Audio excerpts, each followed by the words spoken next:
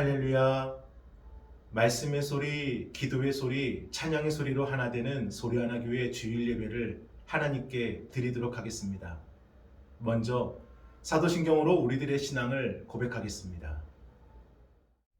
나는 전능하신 아버지 하나님 전지의 창조주를 믿습니다. 나는 그의 유일하신 아들 우리 주 예수 그리스도를 믿습니다.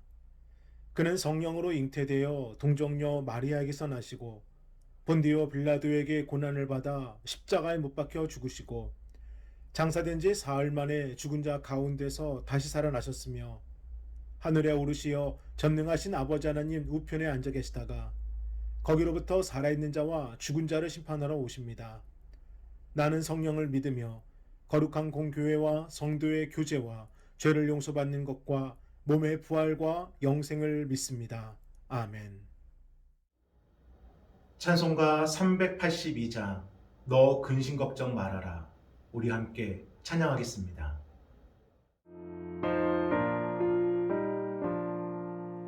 너 근심 걱정 말아라. 주 너를 지키리. 주 날개 밑에 거하라. 주 너를 지키리. 주 너를 지키리. 아무 때나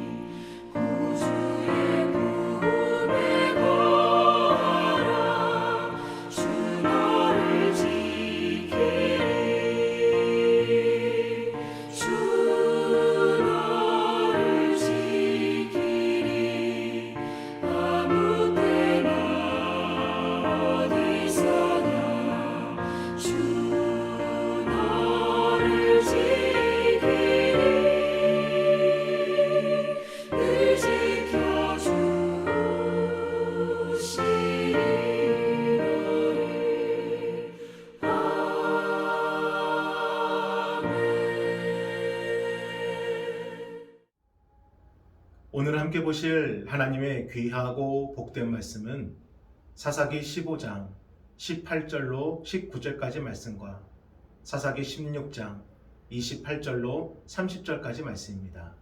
우리 함께 합독하겠습니다.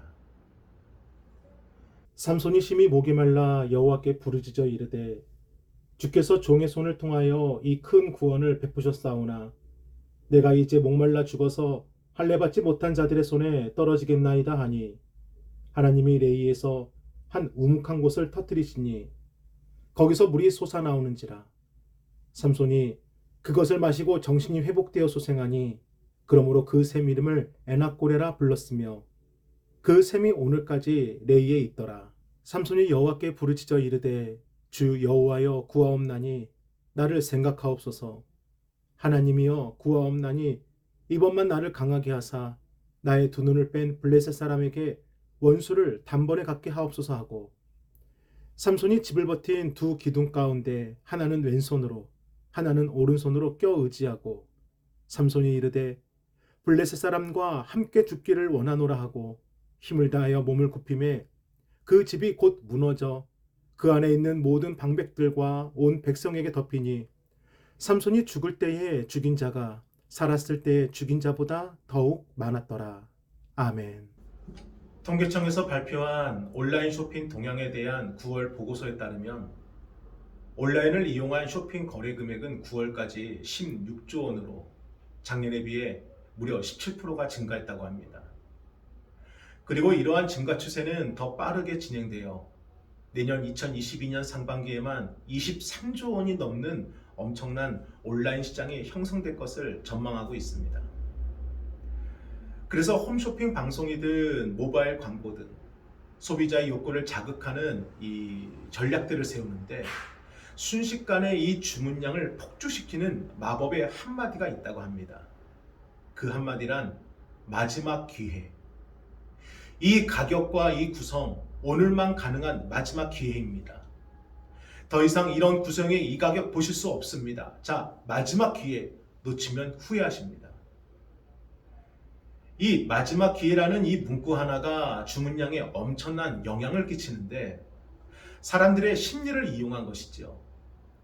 자신에게 기회가 왔다고 느껴지도록 해주고 그 기회를 놓치고 싶어 하지 않는 사람들의 그 심리를 이용한 상술.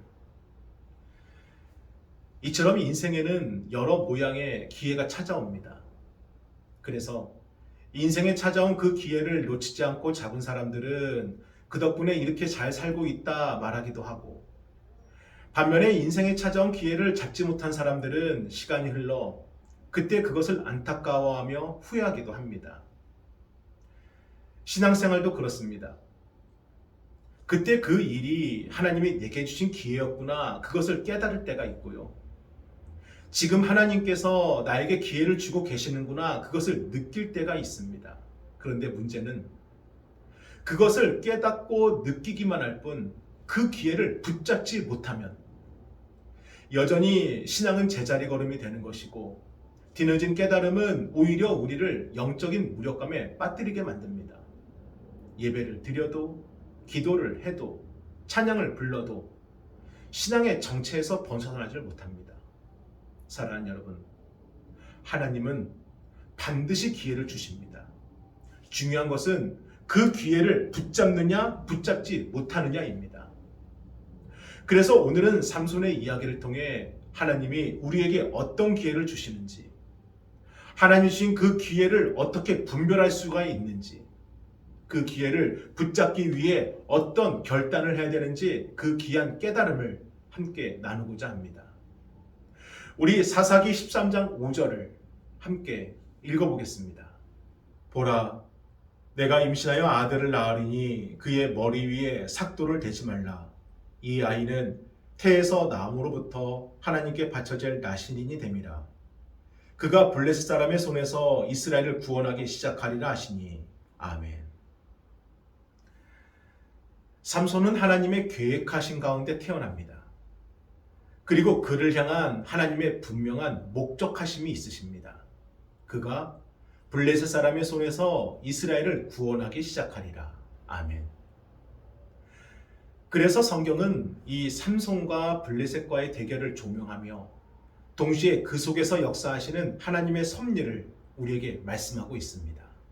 비록 그가 헛된 욕망과 개인의 감정에 사로잡혀 있었어도, 음란에 빠져 자신의 본분을 가벼이 여겼어도 결국 하나님께서는 삼손을 통해 블레셋 사람의 손에서 이스라엘을 구원하기 시작하시리라 그 말씀을 이루어 가십니다.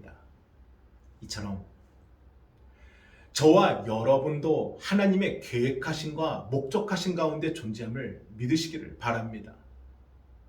받은 달란트가 달라도, 쓰이는 방법이 달라도, 각자의 상황과 처지가 달라도 팩트는 하나님의 계획하신 가운데 우리가 존재한다는 것이고, 결국에는 우리를 향한 하나님의 그 목적을 하나님께서는 반드시 이루신다는 것입니다. 그래서 우리들의 삶 가운데 주시는 하나님의 기회가 있습니다. 내 감정과 욕심 때문에 넘어졌어도 다시 일어설 수 있는 기회, 하나님과 나와의 관계가 다시 회복될 수 있는 기회, 하나님의 계획과 목적하심에 내가 참여할 수 있는 기회, 믿음의 갈등을 통해 다시금 결단하여 하나님께로 돌아설 수 있는 기회, 하나님의 부르심을 듣고 내 삶을 하나님께로 향할 수 있는 기회, 순종과 감사로 하나님을 찬양할 수 있는 기회. 하나님은 하나님의 계획과 그 목적을 반드시 이루시기 위해 우리에게 기회를 주십니다. 그 목적이란 무엇일까요? 십자가를 바라보게 하시는 겁니다. 주님께 엎드려 부르짖게 하시는 것이고, 하나님만이 나의 구원자가 되심을 우리 스스로 고백하게 하시는 겁니다. 그래서 기회를 주시는 거예요. 그러면 그 기회는 언제 주실까요? 하나님께서 목적하신 바를 이루시기 위해 어느 때에 그 기회를 주실까요? 우리 사사기 14장 1절과 2절을 함께 읽어보겠습니다.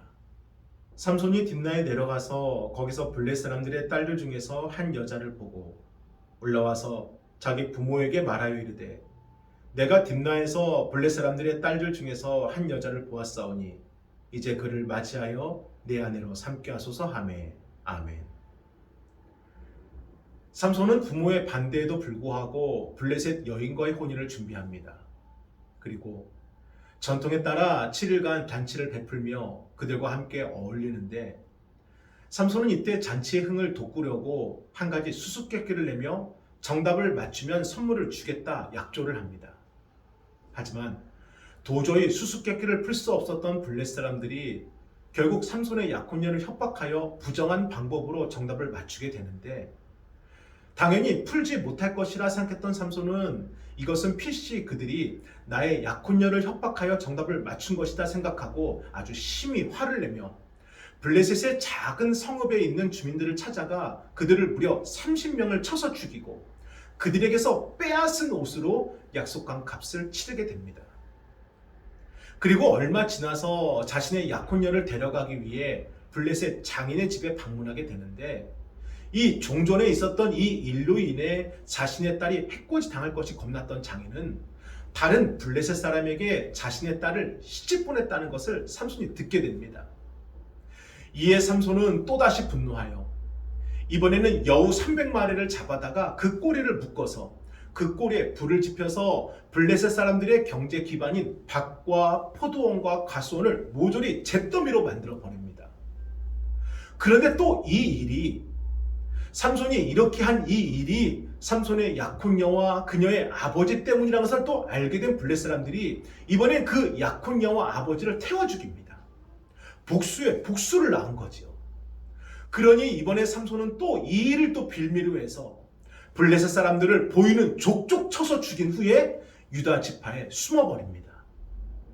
자, 부모의 반대에도 불구하고 블레셋 여인과 혼인하려 했던 삼손, 그의 판단과 개인적인 분노가 일으킨 그 사태는 나비 효과처럼 커져서 이제는 자신의 공동체와 동족들까지도 위험에 빠뜨리게 만듭니다. 우리 사사기 15장 9절을 함께 읽어보겠습니다. 이에 블레셋 사람들이 올라와 유다의 진을 치고 레이에 가득한지라. 아멘. 하지만 동족이었던 유다 지파 사람들은 삼손을 보호하지 않습니다. 오히려 자신들이 죽게 생겼으니 삼손이 순순히 블레셋에 붙잡히도록 설득을 했고 결국 삼손은 이 결박을 당해 끌려가게 됩니다. 그런데 이후에 믿기 힘든 두 가지 일이 일어납니다. 첫 번째는 여호와의 영이 갑자기 임하더니 삼손이 묶여있던 결박을 끊어버리고 나귀 턱뼈를 들어서 블레셋 사람들을 무참히 죽이기 시작하는 겁니다. 성경에 보면은 그날 그 자리에서 죽은 사람의 숫자가 1000명이었더라 라고 기록을 해요. 그리고 두 번째는 오늘 첫 번째 본문인 사사기 15장 18절로 19절에 기록되어져 있습니다. 우리 함께 읽어보겠습니다.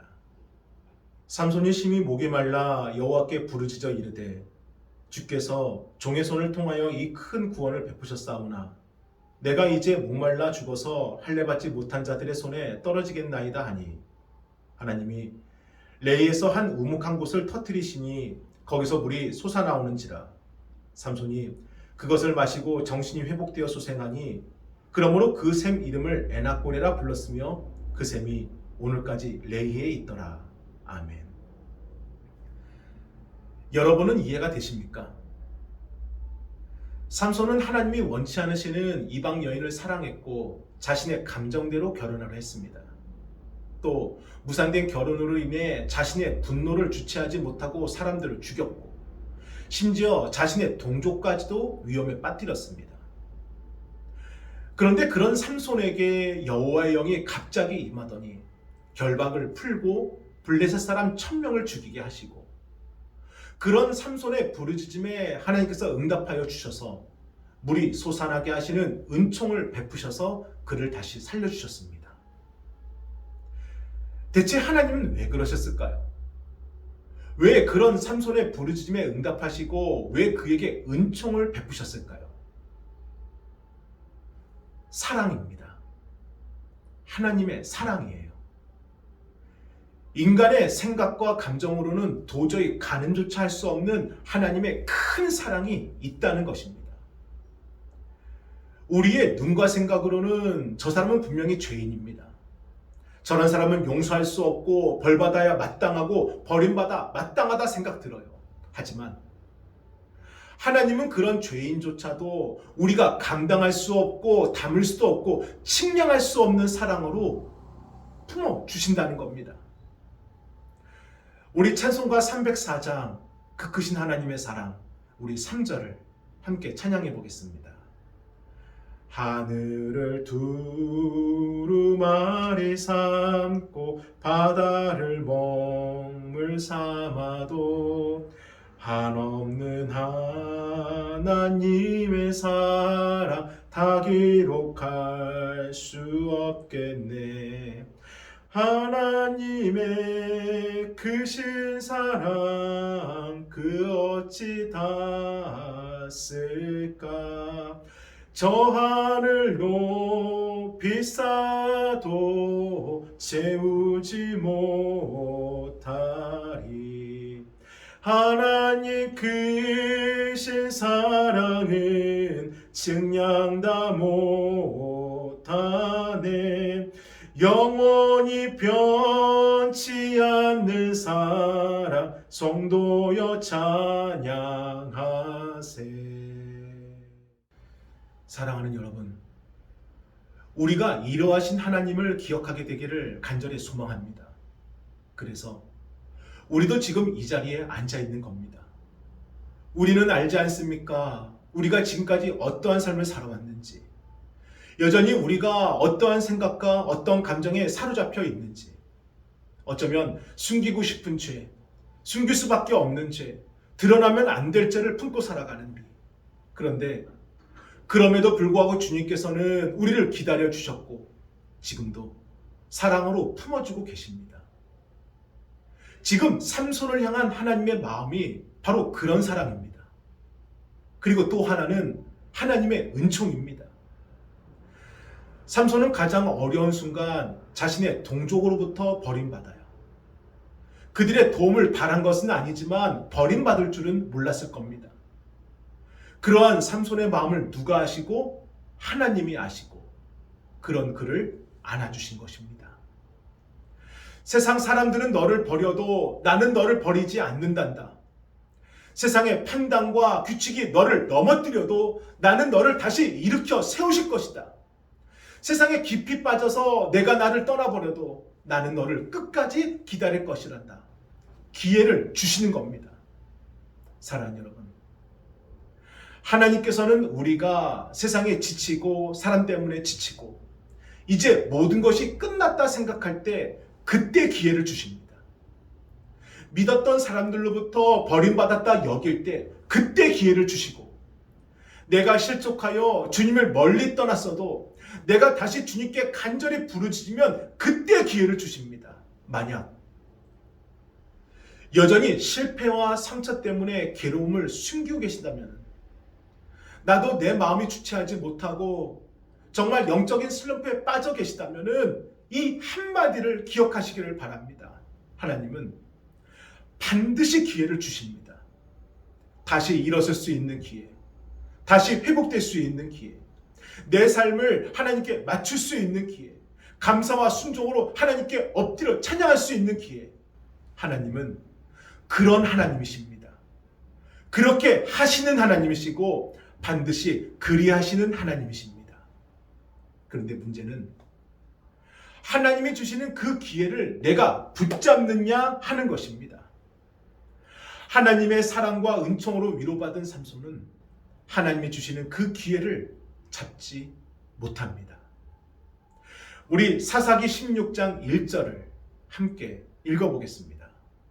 삼손이 가사에 가사 거기서 한 기생을 보고 그에게로 들어갔더니 아멘. 이제는 음란의 죄 가운데 빠져 삽니다. 그리고 음탕한 여인 드릴라를 만나 그가 어찌 되는지 아십니까? 하나님이 세워주신 영적인 선을 무너뜨립니다. 드릴라의 계속된 유혹과 재촉에 못 이겨 발설해서는 안 될 자신의 힘의 근원을 말하게 되고 건드려서는 안 될 이 머리카락이 잘리게 됩니다. 하나님의 사람으로서 반드시 지켜야 될 영적인 선을 삼손 스스로가 무너뜨린 것입니다. 결국 블레셋 군사들이 들이닥쳐 자신을 포박하는데 힘을 쓰질 못해요. 힘이 느껴지질 않습니다. 성경은 그 이유를 우리에게 분명히 가르쳐주고 있습니다. 우리 사사기 16장 20절을 함께 읽어보겠습니다.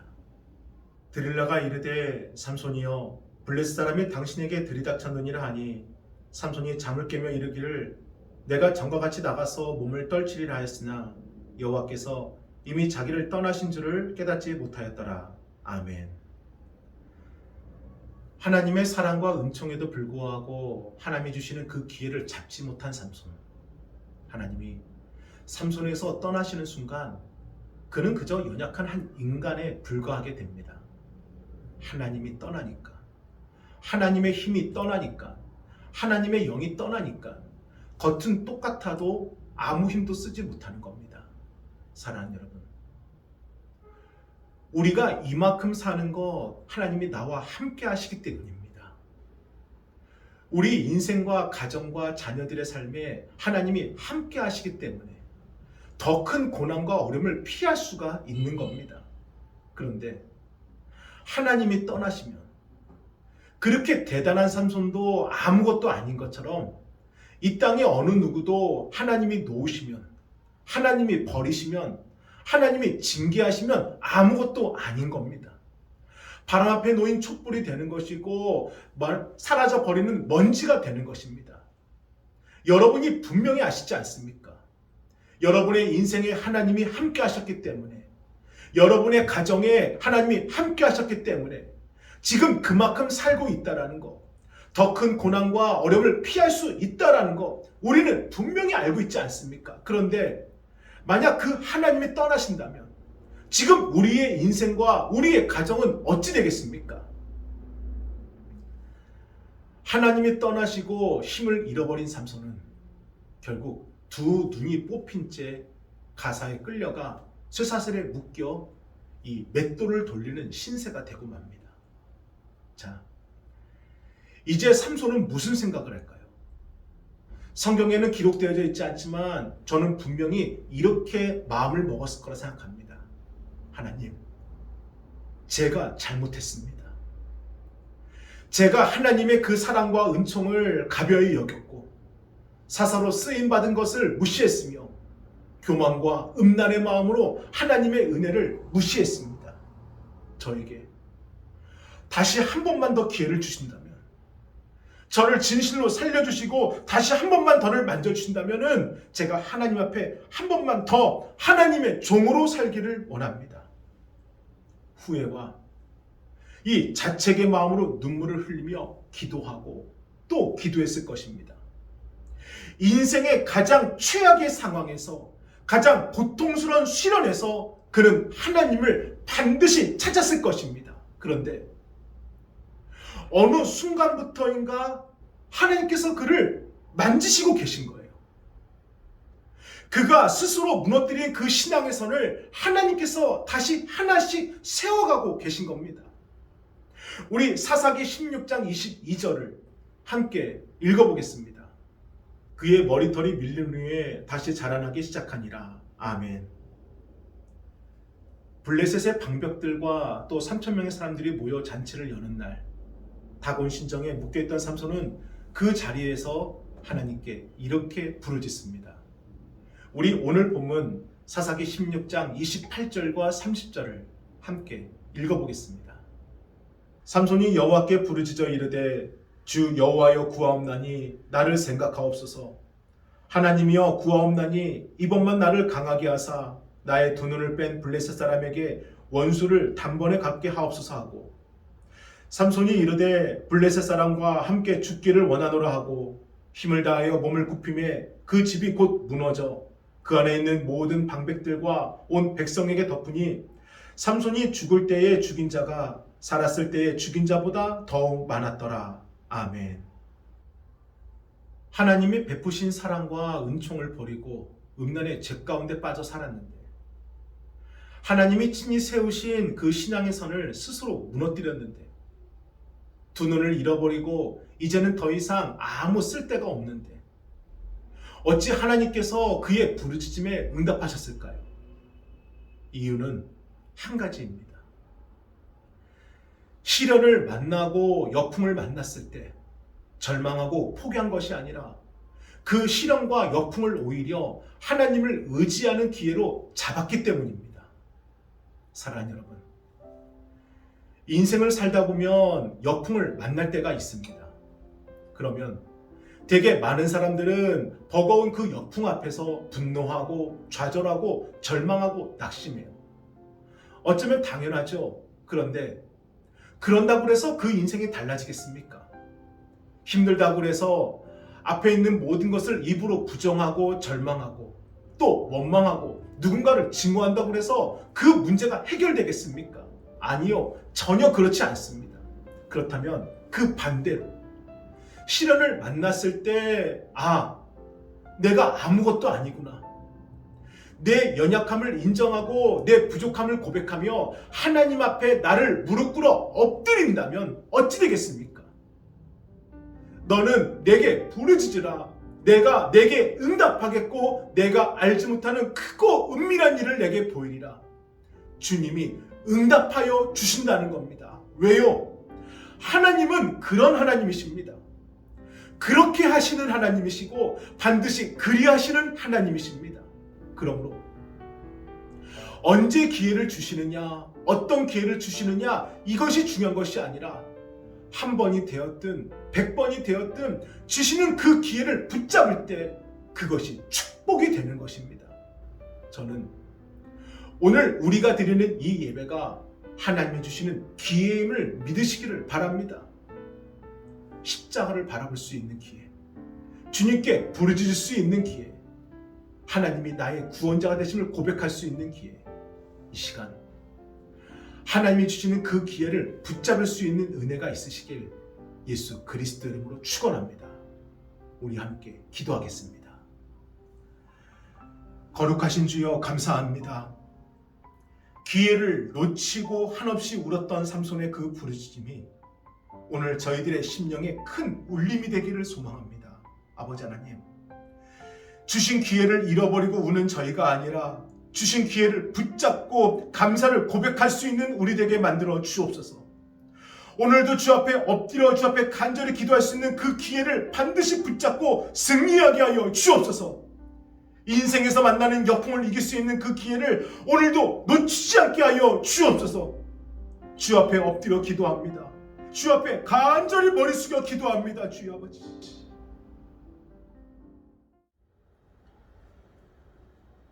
정성껏 준비하신 예물을 하나님께 드리도록 하겠습니다.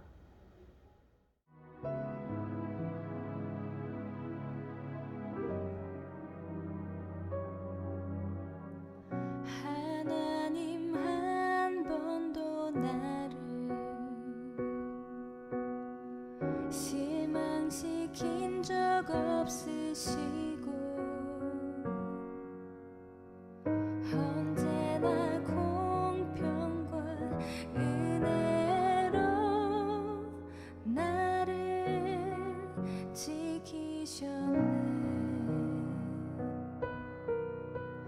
오 신실하신 주, 오 신실하신 주, 내 너를 떠나지도 않으리라. 내 너를 버리지도 않으리라. 약속하셨던 주님, 그 약속을 지키사 이후로도 영원토록 나를 지키시리라 확신하네.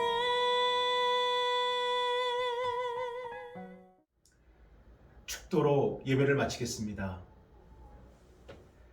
이제는 우리 주 예수 그리스도의 은혜와 하나님의 그 크신 사랑하심과 성령님의 감화감동 역사하심이 하나님이 주신 기회를 꼭 붙들고 반드시 승리하는 우리 성도들 위해 이제로부터 영원토록 함께 하시길 간절히 축원하옵나이다. 아멘.